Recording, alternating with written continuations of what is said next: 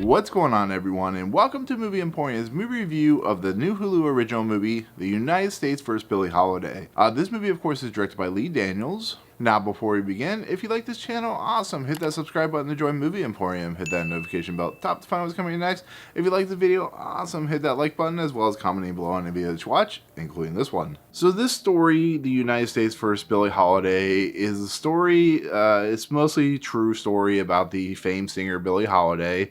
If you don't know who she is, she was a singer around the 30s, the 50s, somewhere around there, where she created the song called Strange Fruit, which is considered one of the most important songs in history. And Strange Fruit it was basically the lyrics contested the whole idea of the lynchings that were going on and, throughout the United States.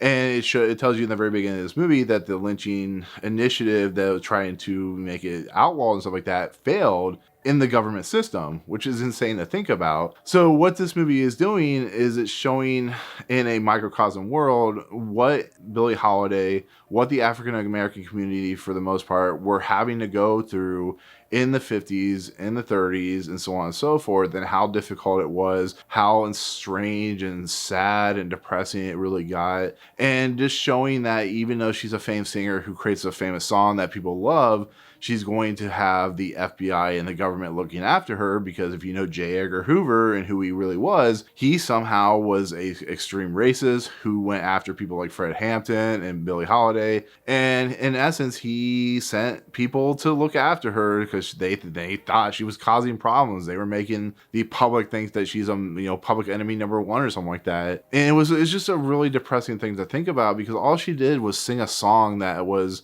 a protest song about lynchings of her race, the African American community. It doesn't make any sense why the government would go after it, but it was the 50s. It was sad nature to begin with. But the movie also deals with her heroin addiction. It also deals with her alcoholism. There's been a lot of stories about how the heroin addiction through the African American community was kind of pushed upon because of the FBI and stuff like that. And, if you look at it, it would make sense. But it's a really, really sad story when you watch it. It really is, to watch what Billie Holiday had to deal with, how to see her go down a very, very dark path, to see her arrested several times. The main government official, who's played by Garrett Hedlund, he's a complete a-hole racist in this movie. She ends up marrying this guy who ends up following her through most of the movie, ends up getting her arrested a few times. And he is a guy named Jeremy who sees the light of day at the end of the movie and, in his actual life. But it's just such a hard movie to watch, because you're infuriated and you're frustrated because of what these people have to go through. But the nature of what Lee Daniels has presented was like this and Precious and Monsters Ball is just a world where, not everything is equal. The 14th Amendment doesn't mean anything. And it really is heartbreaking when you see an individual who meant so much to people just go down this dark hole because of everything that was afflicting her and everything that was affecting her, whether it be through the government and stuff like that. And, you watch this everything collapse upon her world. But like I said, Strange Fruit became so famous that it was something that everybody clamored to want. And you see in this movie where individuals are telling her, do not sing the song or you're going to get arrested. Even the person that interviews her, which is the wraparound story, is like,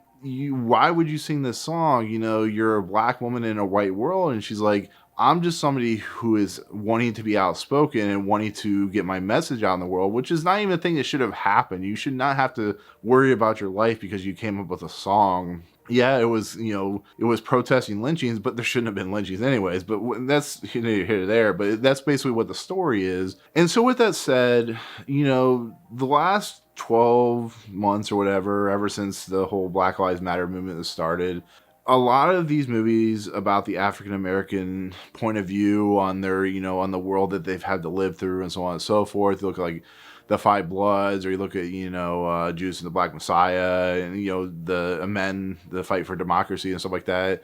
You start to see individuals who have a real powerful message that they want to present. You know, for instance, Lee Daniels and Susan Laurie Parks, who wrote and directed this movie, you can tell that they had a passion to present this story about this individual. You can tell that they had a lot to say when they wanted to make this movie.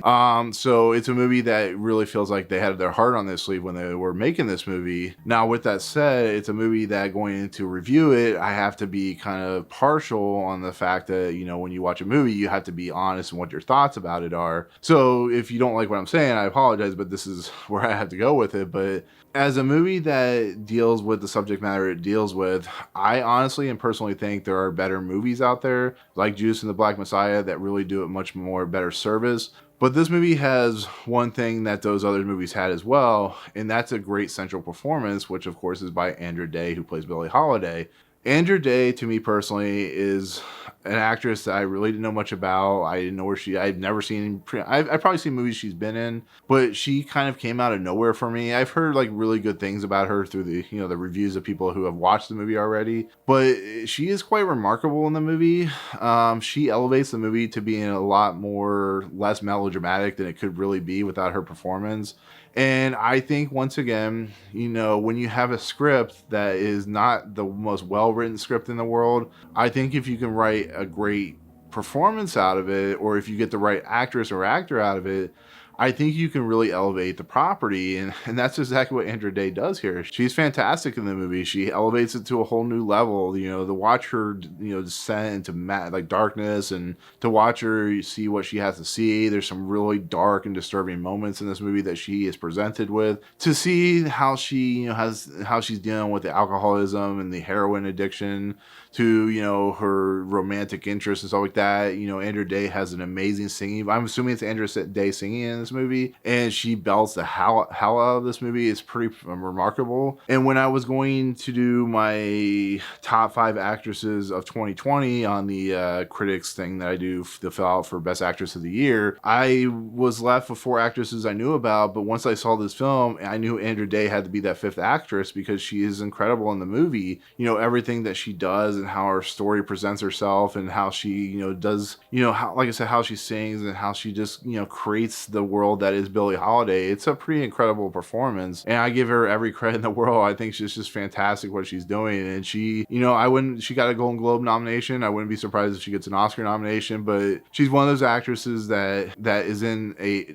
okay movie, but gives such a great performance that you can't not overlook it. I mean, it's a performance that I worry that's going to be overlooked in that situation, but, you know, like I said, what she's doing, how she's presenting herself, she's running circles around everyone else in this movie, and it's just like when she's not on screen, it just doesn't feel like the same movie. So that's when you know you have a good performance. You have somebody who's gaining, you know, a career-defining performance in a, you know, career that's probably going to be really good, you know, when it goes later on. But yeah, Andra Day in this movie is incredible. It really is. She's fantastic. So I have to give her all the credit in the world. It's really crazy, but yeah, she's really good. So. And to move past Andra Day's performance, the rest of this movie is fine. It's really not that great. Like I said, a movie like this really feels overshadowed by something like Judas and the Black Messiah, just for the simple fact that I don't think the script material is very strong. It's very pungent. It feels like a very traditional story that just feels, you know, a little too melodramatic, a little too in your face sometimes. It doesn't really get its message around very well. Like I said if it weren't for Andra Day's performance, I don't think it would have worked very well. I think it would have buckled under its own weight. You know, when they hired Garrett Hedlund to do this movie, I think it was a mistake because he's just not very good. I don't know if it's his performance himself or if it's the way the character's written. It just feels like a very hammy performance, and he's playing a real person, which is really interesting because the real person was a scumbag. But it's just not a very memorable performance. It's like he's like, you need to stop her, you need to make sure she goes to jail, we want to plant some heroin on her. It's just, I didn't really feel anything for it, and it's just like that with a lot of characters in this movie. they're fine. They don't really have much meat to their bone, and they're just more there to be kind of ways to prop up Andra Day and her performance. But because she's so good, they just feel kind of left in the dust and stuff like that. And, you know, the music's really good. The costume design is really good. The production design is amazing. I wouldn't be surprised if those get some Oscar nominations, stuff like that. I think Lee Daniels is still a fantastic director. I think when he's on point, he really has a good message to say. And I think Susan Laurie Parks' script is fine. I just think it leads into some very tropey material that is not necessarily great, not necessarily interesting, but I think there are points of her script and Lee Daniels' direction that are pretty powerful. So when it does come up in the situations at hand, I think it works pretty well. But, you know, overall, I wasn't really on board with this movie. It's a little long too. It's like 2 hours and 10 minutes.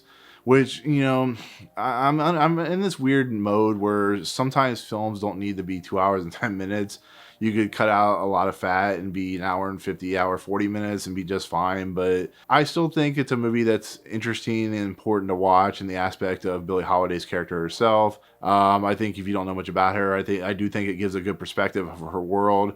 I just think when it gets to the storytelling itself, it just is not great. It really isn't. I think it's a little stilted, and the dialogue's strange in a lot of places. But with that said, I still recommend it with Andra Day's performance. So that's definitely worth, you know, its weight in gold. So, but that's it. That's gonna be my take on the United States vs. Billie Holiday. Thank you so much for watching. When this movie comes out on the 26th of February on Hulu, let me know what you think of the movie. Did you know much about Billie Holiday herself? But if you didn't, definitely watch the movie. But let me know in the comments below. But otherwise, if you like what you see, hit the subscribe button to join Movie Emporium.